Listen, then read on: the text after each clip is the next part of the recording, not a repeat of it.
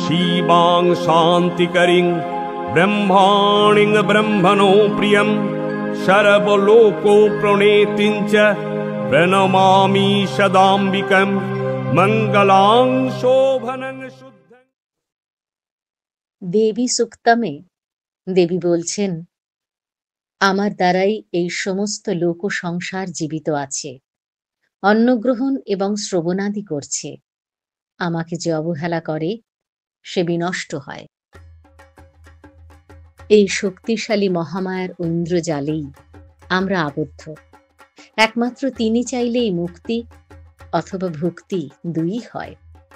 শক্তি রাজ্যের এই অদ্ভুত বিস্তৃতি যিনি একবার উপলব্ধি করেছেন, তিনি বুঝেছেন যে শক্তির পূজাতেই এই জগৎ চিরকাল ব্যাপৃত আছে। জড় ও চেতন এই দুই সত্তা যুগ যুগ ধরে আজীবন শক্তিরই আরাধনায় ব্যস্ত রয়েছে, তবুও তাদের পূজা সাঙ্গ করতে পারছে না।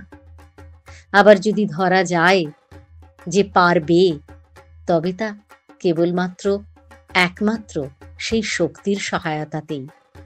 শক্তির বিচিত্র প্রভাবেই সর্ষের মতো বীজ থেকে বিশাল বৃক্ষ, আবার মাংসপিণ্ড হতে মনুষ্য শরীর সকলেই সৃষ্ট হয়। এই সকলের মধ্যে তিনি চৈতন্যময়ী রূপে বিরাজ করছেন। আবার এই সকল সৃষ্টি তাঁরই মধ্যে লীন হয়। অর্থাৎ শক্তি তত্ত্ব আলোচনা করলে শক্তি যে একাধারে প্রসব ও প্রলয়রূপ বিপরীত গুণধারিণী, এই কথাই পরম সত্য বলে মনে হয়। আমাদের পঞ্চ ইন্দ্রিয়ের দ্বারা যা কিছু আমরা স্পর্শ করি, মনের দ্বারা যা কিছু চিন্তা বা কল্পনা করি, শ্রবণ বচন চলন গমন যাই করি, এ সকল কিছুই শক্তির সহায়ে। সকলই শক্তি রাজ্যের অধিকারভুক্ত। আর এই শক্তিকেই সনাতন ধর্ম বা তন্ত্র মা বলে ডেকেছেন। এই মাতৃবোধ জগৎ ব্যাপ্ত। এই মাতৃবোধ আমাদের বিশ্ব ব্রহ্মাণ্ডের এক নায়িকাকে সহজেই আপন করতে শিখিয়েছে। এই মা, এই শক্তি আমাদের কাছে দেবী স্বরূপ।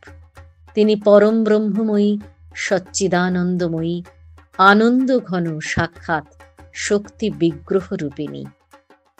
ইয়া দেবী সর্বভূতেষু শক্তিরূপেণ সংস্থিতা, নমস্তস্मै নমস্তস্मै নমস্তস্मै নমো নমঃ। এই মাতৃকা দেবী নিত্যস্বরূপা, জগতই তার মূর্তি। তিনি অখিল ব্রহ্মাণ্ড ব্যাপ্ত করে রয়েছেন। তাই চণ্ডীতে বলেছে, নিত্যৈব সা জগন্মূর্তিস্তয়া সর্বমিদং ততম। শ্রী দুর্গা জয়তু। দুর্গা দুর্গেতি দুর্গেতি দুর্গা নাম পরং মনুম, जो भजत सततं চণ্ডী জীবন মুক্ত স মানব। আমরা সকলেই ঈশ্বরের শরণাগত হতে চাই, কিন্তু প্রকৃতভাবে শরণার্থী হতে পারি কজন? শরণাগত হওয়ার অর্থ আমার আর কোনো পিছু টান নেই, আমি একা। আমার যা কিছু সব উৎসর্গিত বা সমর্পিত, কোনো কামনা বাসনা কিচ্ছু নেই। এমতাবস্থায় মনুষ্য জীবনে শরণাগত হওয়ার পরম লাভ হতে পারে। ঈশ্বর আমার খুব নিকটে থাকলেও ঈশ্বরের শরণার্থী হওয়া সহজ বিষয় নয়। অর্জুনের ছায়া সঙ্গী তথা রথের সারথি হয়েছিলেন ভগবান শ্রীকৃষ্ণ। যুদ্ধের ময়দানে দাঁড়িয়ে অর্জুন তার সিদ্ধান্তে অচল যে সে যুদ্ধ করবে না। আমরা গীতার প্রথম অধ্যায়ে তার বিস্তৃত বর্ণনা পাই, এবং দ্বিতীয় অধ্যায় ভগবান যখন তাকে বোঝানোর চেষ্টা করছেন, তখন সে ধীরে ধীরে তার ভুল বুঝতে পেরে শরণাগত হতে চাইছেন ভগবানের কাছেই। হে প্রভু, আমি ভয়, মমতা প্রভৃতি নানা কারণে দুর্বলতায় আচ্ছন্ন হয়ে পড়েছি। আমি কি করব বা আমার কি কর্তব্য তা কিছুতেই বুঝতে পারছি না। আমার অহংকার অভিমান দূর হয়েছে। আমি এখন আপনার দয়ার পাত্র। এ সময় যা করা কর্তব্য, যা করলে আমার ও অন্যের মঙ্গল হয় এবং অধর্ম না হয়, তাই তুমি আমাকে বলে দাও। আমি তোমার শরণাগত শিষ্য, আমাকে আশ্রয় দাও। পথ দেখাও। কি অপূর্বভাবে নিজেকে সারেন্ডার করেছেন অর্জুন। আমার আমি বলে যে অহংকার এতক্ষণ ছিল তা দূর হয়ে গেছে, এবং এখন আমি তোমার দয়ার পাত্র। এইটাই শরণাগত হওয়ার মূল মন্ত্র। যা তুমি মনে করো ঠিক তাই করো। চণ্ডীতেও আমরা পাই দেবীর উদ্দেশ্যে স্তুতিতে, শরণাগত দীনার্থ পরিত্রাণ পরায়ণে।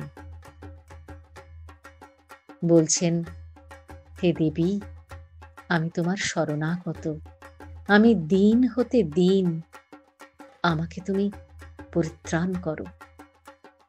মজার বিষয় হলো, ভগবতী কৃপা না করলে তার শরণাগত হওয়াও যায় না, কারণ সকল কারণের মূলে কারণস্বরূপে তিনিই বিরাজ করছেন। এই জগতের সকলেই তাঁর অধীনে। দেব, দানব, মানব কেউই তার মায়ার বাইরে নন।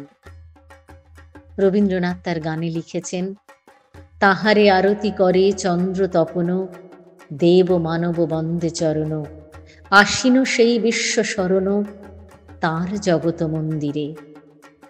কত কত শত ভগত প্রাণ হেরিছে পুলকে, গাহিছে গান, পুণ্য কিরণে ফুটিছে প্রেম, টুটিছে মোহবন্ধরে।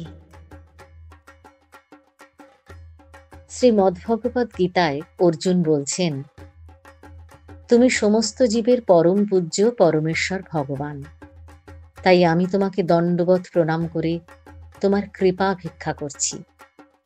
হে দেব, পিতা যেমন পুত্রের, সখা যেমন সখার, প্রেমিক যেমন প্রিয়ার অপরাধ ক্ষমা করেন, তুমিও সেভাবেই আমার সব অপরাধ ক্ষমা করতে সমর্থ।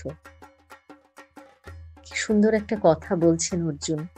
বলছেন, পিতা যেমন পুত্রের সকল অপরাধ ক্ষমা করে দেয়, সখা যেমন তার প্রিয় সখার, এবং প্রেমিক যেমন তার প্রিয়ার কোনো মন্দ কথাই গায়ে মাখে না, তুমিও ঠিক সেই রকম আমার সকল অপরাধ মন্দ কথা ক্ষমা করে দাও। ভগবানের সাথে আমাদের সম্পর্ক কেবল তুমি ঈশ্বর আর আমি নগণ্য মানব এমনটা নয়। এ কথা ঠাকুর বারবার বলে গেছেন। ভগবানের সাথে আমাদের সম্পর্ক গড়তে হবে পিতা পুত্রের মতো, সখা বা বন্ধুর মতো, প্রিয়তমের মতো। তবেই তো তিনি অহেতুকী কৃপা দর্শন করবেন আমাদের উপর। তবেই তো তাঁর নিকট আমাদের সমস্ত ভাব আমরা ব্যক্ত করতে পারবো। তবেই তো আমরা আমাদের সকল নিয়ে তার সামনে দাঁড়াতে পারবো। ভক্তি মার্গের মধ্যে যে মার্গের কথাগুলো আমরা জানি, যেমন দাস্য, সখ্য, বাৎসল্য, মধুর, এগুলো সবকটি কি সুন্দর করে অর্জুনের মাধ্যমে গীতায় আমাদের নিকট উপস্থিত করা হয়েছে। ঈশ্বরীয় প্রেম অনুভব করার এটাই মনে হয় উৎকৃষ্টতম পন্থা। এর বাইরে আর কিছুই নেই। নান্য পন্থা বিদ্যতে অয়নায়। রবি ঠাকুরের একটি গানের কথা মনে পড়ছে।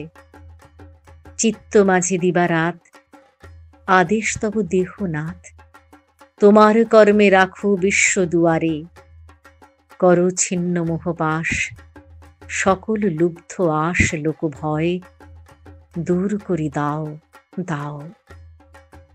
রত রাখো কল্যাণে, নীরবে নিরভিমানে, মগ্ন করো আনন্দ সুধা ধারে। আর সেই ঈশ্বরীয় প্রেম অনুভব করা যায় একমাত্র গুরুর পরম কৃপায়। তমেব মাতা চ পিতা তমেব, তমেব বন্ধুশ্চ সখা তমেব, তমেব বিদ্যাং দ্রবিণং তমেব, তমেব সর্বম মম দেব দেব। জয় তু মা দুর্গা, জয় গুরু পরমেশ্বর।